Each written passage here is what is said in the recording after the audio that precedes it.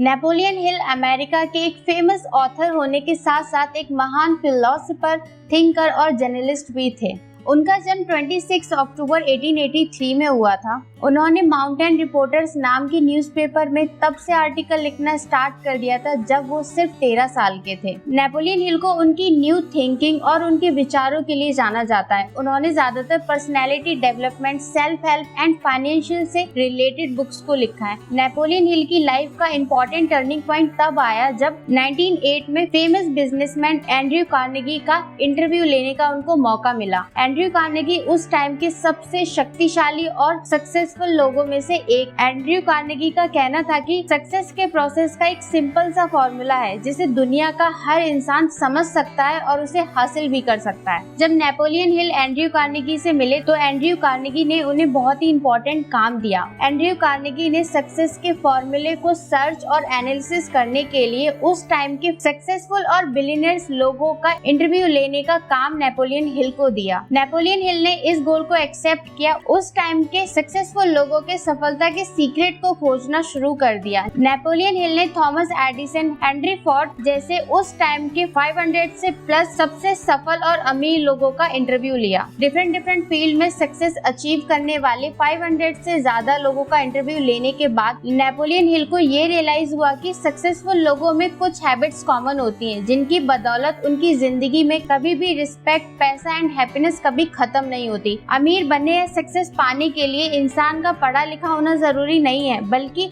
उससे भी इम्पोर्टेंट ये है कि आप उन हैबिट्स को अपनाओ जो आपको सक्सेसफुल और अमीर बनाने में आपकी हेल्प करती हैं। सो नेपोलियन हिल की फेमस बुक की आज मैं समरी लेकर आई हूँ, जिस बुक का नाम है थिंक एंड ग्रो रिच। ये बुक 1937 में पब्लिश हुई थी। तब से लेकर आज तक इस बुक की 2 करोड़ से भी ज्यादा कॉपीज सेल हो चुकी हैं। So think and grow rich में नेपोलियन हिल ने अमीर बनने के ऐसे 13 स्टेप बताए हैं जिन्हें फॉलो करके कोई भी इंसान लाइफ में इजीली सक्सेस पा सकता है। जैसे कि आप इस बुक के टाइटल को देखते हैं कि ये बुक आपकी इनकम को कैसे बढ़ाए और अमीर कैसे बने इस बारे में नहीं है। इस बुक की फिलॉसफी हमारी हेल्प कर सकती है कि हम अपनी प्रोफेशनल लाइफ को कैसे सक्सेसफुल बना सकते हैं और कैसे अपनी सक्सेस को अपनी लाइफ में अट्रैक्ट कर सकते हैं। सो चलिए इस बुक की समरी को स्टार्ट करते हैं। सो वीडियो को लाइक करना एंड चैनल को सब्सक्राइब करना मत भूलिएगा एंड आप कॉमेंट करके भी बता सकते हो कि ये बुक की समरी आपको कैसे लगी। सो फर्स्ट रूल है बर्निंग डिजायर, मतलब इच्छा शक्ति। जब तक आपकी इच्छा शक्ति आपका जुनून ना बन जाए तब तक आप अपने लक्ष्य को नहीं पा सकते। आपके किसी भी गोल या उद्देश्य को पाने के लिए सबसे इम्पोर्टेंट है आपके अंदर की इच्छा शक्ति, मतलब इंटेंस डिजायर। आप किसी भी गोल को तभी पा सकते हैं जब आपके अंदर उसे पाने की इच्छा शक्ति, इंटेंस डिजायर हो। वैसे तो हम सभी की बहुत सारी इच्छाएं होती हैं और टाइम के साथ हमारी इच्छाएं बदलती भी रहती हैं, लेकिन आपका वो डिजायर जो आपको सोने ना दे, जो आपके सुबह जल्दी उठने का रीजन बने, आपका वो डिजायर जिसे पाने के लिए आप हार्ड वर्क करते हैं, उसी को हम बर्निंग डिजायर कहते हैं। अगर आप अपनी लाइफ में बहुत सारा पैसा कमाना चाहते हो ना, तो उसको पाने की 4 स्टेप जो आपको फॉलो करने चाहिए।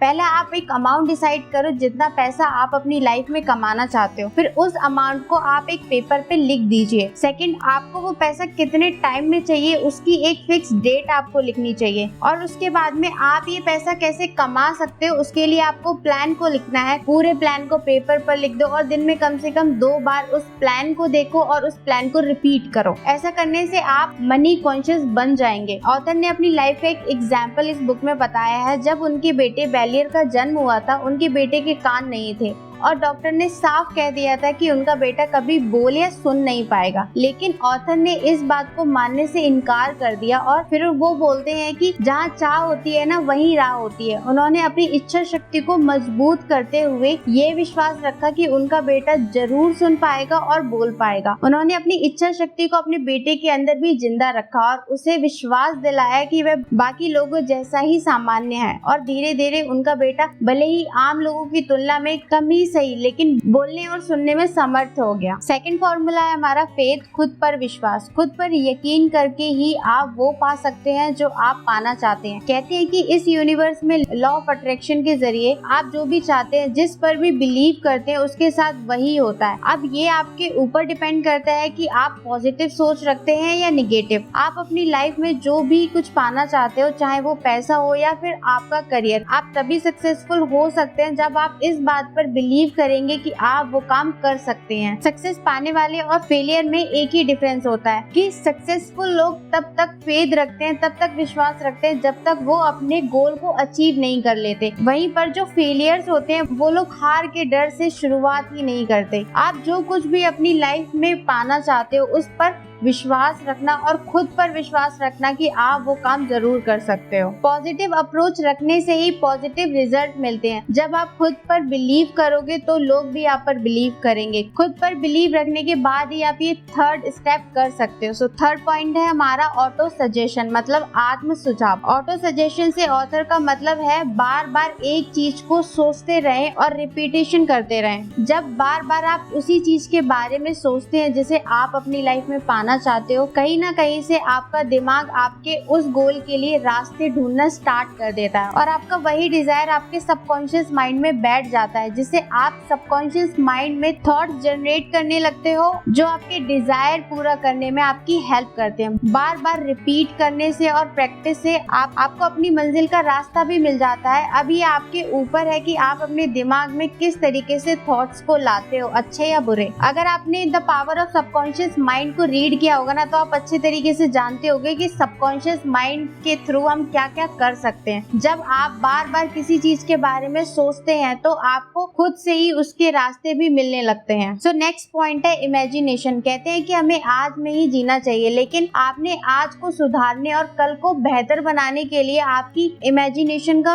स्ट्रांग होना बहुत ज्यादा जरूरी है। अपने डिजायर या अपने गोल्स को पूरा करने के लिए उसे इमेजिन करना और अपनी इमेजिनेशन को पूरा करने के लिए उसे महसूस करना भी उतना ही जरूरी है। इस स्टेप में बताया गया है कि कैसे आप अपनी इमेजिनेशन के थ्रू अपने गोल्स को अचीव कर सकते हैं। आप खुद ही सोचिए कि अगर आप कोई चीज खरीदना चाहते हो या फिर बिजनेस करना चाहते हो तो क्या केवल चाहने से आप सफल हो जाओगे? बिल्कुल नहीं। आपको अपनी इमेजिनेशन को इतना ज्यादा स्ट्रॉन्ग करना होगा, उस पर यकीन करना होगा कि आपको वो मिल गई है और आप उसको पाना चाहते हो। लॉ ऑफ अट्रैक्शन भी हमें ये सिखाता है हमें पॉजिटिव सोच रखते हुए यही इमेजिनेशन करनी चाहिए कि हमने वो पा लिया है और वो हम पाना चाहते हैं। Next point is organised planning. Napoleon Hill कहते हैं कि बहुत बार ऐसा होता है कि हम अपने गोल या टारगेट को अच्छे से समझते हैं लेकिन फिर भी उसे पाने में अनेबल होते हैं। उसका ये कारण होता है कि हम बिना किसी प्लानिंग के उस काम को शुरू कर देते हैं। किसी भी काम को करने से पहले उस काम की सही प्लानिंग करना उतना ही जरूरी होता है जितना आप अपने गोल को लेके श्योर होते हो, क्योंकि बिना कुछ सोचे समझे बस काम को करते चलते जाने से अगर आप गलत डायरेक्शन में निकल जाते हो ना तो आप कुछ भी हासिल नहीं कर पाओगे। इसके लिए आप एक काम कर सकते हो कि आप अपना एक ग्रुप बनाओ, उसमें अपने प्लान को सबके साथ डिस्कस करो और सबसे एडवाइस लो। हर एक इंसान की ना थिंकिंग अलग अलग होती है, इसलिए और हर किसी के पास ना अपने गोल को अचीव करने के लिए ना अलग अलग प्लान्स होते हैं। अगर एक प्लान सक्सेसफुल नहीं हुआ तो दूसरे प्लान पर काम करने लगते हैं। सही काम को भी अगर गलत प्लानिंग के साथ किया जाता है ना तो सही काम भी गलत हो जाता है। जैसे अगर किसी इंसान को बिजनेस करना है तो उसके लिए आपको पहले ये डिसाइड करना होगा कि आप किस चीज का बिजनेस करना चाहते हो। उस बिजनेस को करने के लिए आपको कितना पैसा चाहिए, कि आपके आसपास का मार्केट कैसा है, उस बिजनेस में क्या क्या चैलेंजेस आ सकते हैं और आप उस बिजनेस की शुरुआत में कस्टमर को कैसे अट्रैक्ट करेंगे। नेक्स्ट पॉइंट इज जो कि बहुत इंपॉर्टेंट है, डिसीजन मेकिंग। कुछ लोग अपनी लाइफ में इसलिए कुछ हासिल नहीं कर पाते क्योंकि वो हार जाने के डर से डिसीजन ही नहीं लेते हैं। आप में डिसीजन लेने की एबिलिटी होनी चाहिए, क्योंकि ये डिसाइड करना आपके हाथ में है कि फेल के डर से आप कुछ करना चाहते भी हो या फिर नहीं। हर इंसान पहली बार में सक्सेसफुल नहीं होता, लेकिन